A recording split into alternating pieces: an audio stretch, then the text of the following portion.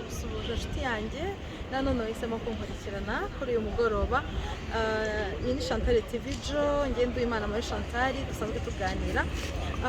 Uyu munsi rero nari nguhaye ikaze nimba ari ubwa mbere ugeze aha, ariko tuganira amagambo yo gukomezanya, amagambo yo kwihanganisha abantu igihe batameze neza, n'amagambo yo kuguha ibyiringiro.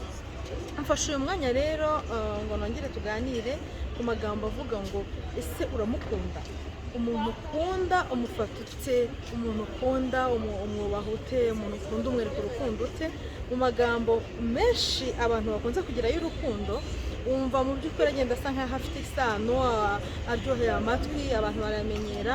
Ariko nanone niba umuntu akunda undi, ntabwo ari ukumubwira amagambo anyuzemo gutyo gusa, ugomba no kwicara ukabanza ukamubaza ese ubona ngukunda nk'uko bikwiye, ukaganira nawe ukamwumva, ukagira ibyo umukuramo. Wimukunda uko ubishaka, mukunde uko yumva urukundo. Hari umunsi abahanga bavuze ko hari ururimi rw'urukundo, cyangwa se hari indimi zitandukanye z'urukundo.